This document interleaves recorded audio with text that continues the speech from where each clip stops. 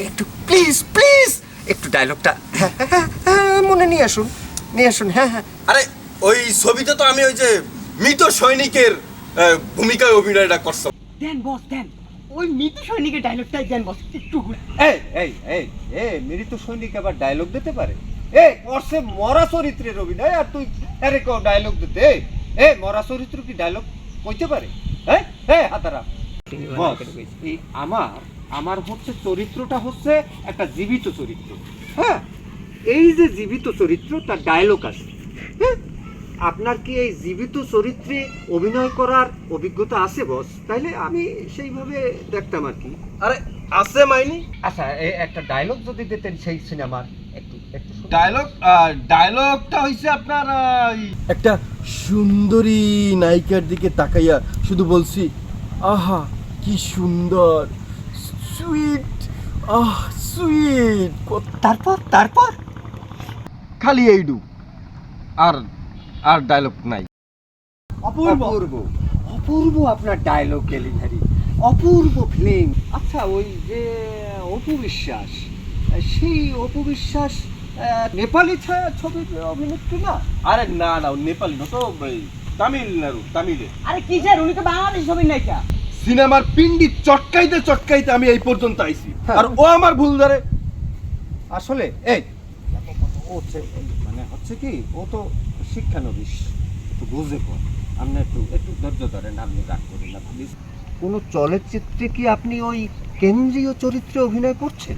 আরে করছি মানে, ওই যে ছবির নাম হচ্ছে কুমাপা। এটা কিরম ছবি? এ সিনেমার নাম তো জীবনে শুনি নাই, তবে চৈনিক লাগে, মানে কোনো চাইনিজ ছবি? আরে না, এটা হচ্ছে বোম্বের সিনেমা। কুমাপা। তারপর কতে কুত্তা, মতে মারা, পতে পার্টি, কুত্তা মারা পার্টি। কুমাপা। আচ্ছা, কুমাপা, বুঝা গেছে? অপূর্ব। আপনি তো দারুণ সিনেমায় অভিনয় করছেন। হ্যাঁ, আপনি পারবেন।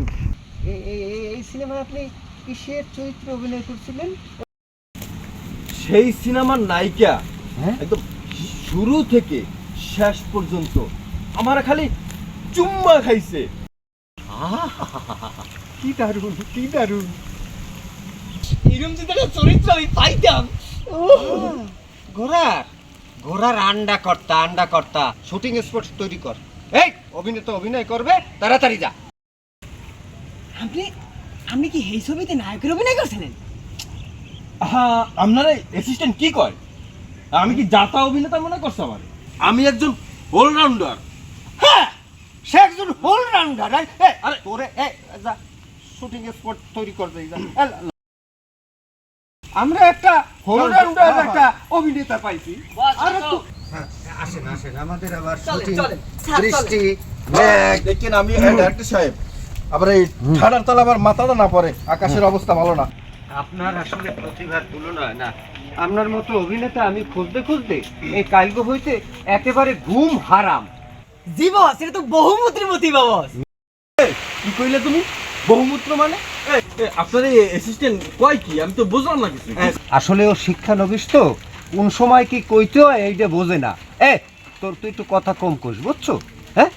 বহুমূত্র কি মানে কইছে কি, আপনি হচ্ছেন একটা বড় অভিনেতা। আপনার মতো অভিনেতা এই তল্লাটে, এই গ্রামে, এই রাষ্ট্রে পাওয়া যাইবে না। ও এইটা কইছে, মানে আপনার অনেক গুণ। জি বস। আরে আপনি প্রতিবার দেখছেন কি আমার ওই ছবিতে? ওই ছবিতে যে মুজাসিরি না বস, আমার মনে হবে পূজাসেরি। ওই যে নতুন আইসে আমার সাথে অভিনয় করবে। আরে তাইলে যে কাহিনীটা হলো ছবির, ওই ছবিতে ওই মুজাসিরির বাপরে, নায়িকার বাপেরে 7টা কুত্তায় কামড় দিয়ে মারে। 7টা কুত্তা, সর্বনাশ। ঠিক আছে, ওইখানে কি হয়েছে, এইবার ওই নায়িকা কি করছে, প্রতিদিন একটা কুত্তা মারে, আর আইয়ার বাপের ছবির সামনে দাঁড়াইয়া বলে, বাবা তোমায় মারার প্রতিশোধ আমি নিয়েছি বাবা। তোমার হত্যার প্রতিশোধ হিসেবে আমি আজকে একটা কুত্তা মারছি। নায়িকা কান্দে আর ওই যে ওয়ালে টানান্য ছবিটা, ওই ছবিটার উপর আইসা একটা করে চুমা দিয়ে যায়। ওই ছবিটাই কার জানেন? ওই ছবিটাই হইলো আমার। তাই এ হ্যাঁ। দারুণ দারুণ, আসলে আপনি তো এক দারুণ চরিত্রে অভিনয় করছেন। ওই যে ওয়ালে টানানো যে মৃত ছবিটা, ওই যে নায়িকার বাবা চুমা খায়, হ্যাঁ, ওইটাই সেই আমার। নায়িকার বাবার চরিত্রে আপনি অভিনয় করছেন। তাইলে আপনি ওই ছবিতে 2-2.5 ঘন্টা ওই ওয়ালে ঝুললে থাকলেন কেমনে? দারুণ একটা। আরে ওটা তো আমার মানে একদম বোঝেনি তো, ওটা আমার প্রতিভা, এক ধরনের প্রতিভা, আমি পারি এগুলো। সর্বনাশ, কিভাবে সম্ভব?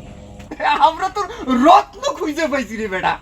দাদা রেডি কর লাইট ক্যামেরা যারা আছে রেডি করতে, ব্যস্ততা আছে। চলে আসেন আমরা শুটিং স্পটে যাই। আমাদের